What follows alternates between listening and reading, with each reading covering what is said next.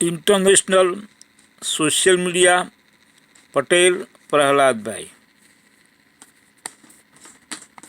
बच्चों के लिए नए नियम ने लोगों को हिलाकर रख दिया है।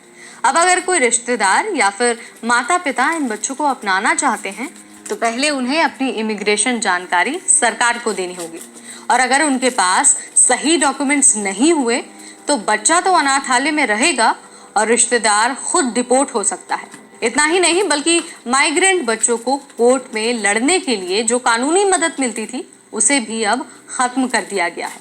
मतलब छोटे छोटे बच्चे अब बिना किसी वकील के अपनी जंग खुद लड़ने वाले हैं। तो क्या ये नया नियम इन बच्चों के लिए और मुसीबतें लेकर आएगा? क्या अमेरिका में माइग्रेंट्स के लिए हालात और बदतर हो जाएंगे?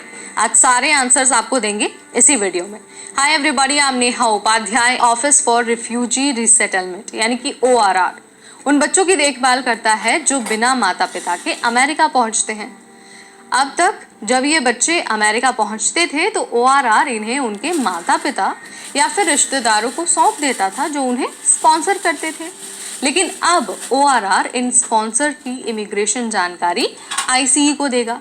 पहले एक नियम था जिसके तहत किसी बच्चे को सिर्फ इस आधार पर रोका नहीं जा सकता था कि उसका स्पॉन्सर अनडॉक्यूमेंटेड इमिग्रेंट है, लेकिन अब ये सुरक्षा हटा दी गई है। यानी अगर स्पॉन्सर के पास खुद डॉक्यूमेंट्स नहीं है तो बच्चा उसके पास नहीं जा सकता। मतलब बिल्कुल साफ है, अगर आप अमेरिका में बिना डॉक्यूमेंट्स के रह रहे हैं और आप किसी बच्चे को स्पॉन्सर कर रहे हैं तो ये आप पर ही उल्टा पड़ सकता है, आपके खिलाफ कार्रवाई हो सकती है। अब सवाल उठता है कि इस बदलाव से सबसे ज्यादा परेशानी किन्हें होने वाली है? देखिए, 2018 में एक ICE की रिपोर्ट आई थी। रिपोर्ट के अनुसार करीब 80% माइग्रेंट बच्चों के स्पॉन्सर्स खुद अनडॉक्यूमेंटेड इमिग्रेंट होते हैं। अगर वो बच्चों को स्पॉन्सर करने के लिए आगे आते हैं तो उनकी खुद की इमिग्रेशन जानकारी ICE के पास पहुंच जाएगी और उन्हें डिपोर्ट तक किया जा सकता है। नतीजा ये निकलेगा कि अब कई सारे माता पिता और रिश्तेदार बच्चों को लेने से डरेंगे। बच्चे सरकार के शेल्टर होम्स में फंसे रह सकते हैं, यानी कि बच्चों का भविष्य अब खतरे में पड़ सकता है।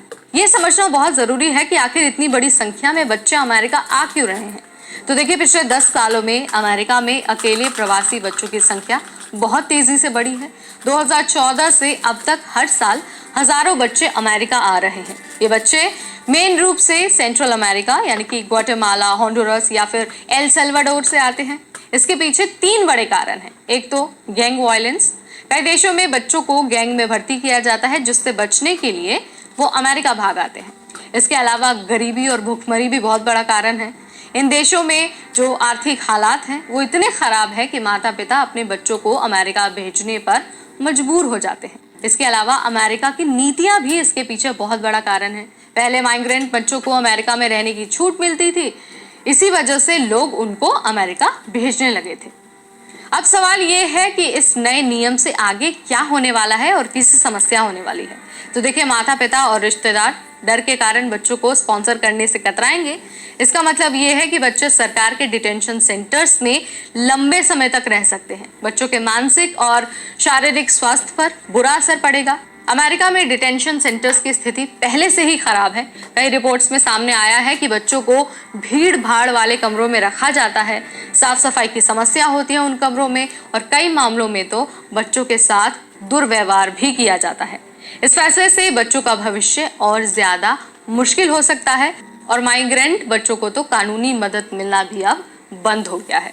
अब देखिए, ये सब कुछ तो पहले से ही परेशान करने वाला था, लेकिन सरकार ने अब इन बच्चों को दी जाने वाली जो कानूनी सहायता है उसे भी बंद कर दिया। मतलब अब बच्चे खुद ही इमिग्रेशन कोर्ट में अपनी दलीलें पेश करेंगे, जो भी उनकी जंग है वो खुद लड़ेंगे। ये बच्चे इतने छोटे छोटे होते हैं कि वो अंग्रेजी नहीं जानते हैं और खुद को बचाने का तरीका भी उनको नहीं पता होता है। बिना वकील के ये केस हार सकते हैं और इन्हें डिपोर्ट भी किया जा सकता है। वीरा इंस्टीट्यूट ऑफ जस्टिस की शायना कहती हैं कि इस फैसले से बच्चों को इंसाफ मिलना और मुश्किल हो जाएगा। ये उनके राइट्स पर सीधा सीधा हमला है। तो यहाँ पर मैंने सारा मामला, जो भी पूरी कहानी है, जो भी स्थिति है,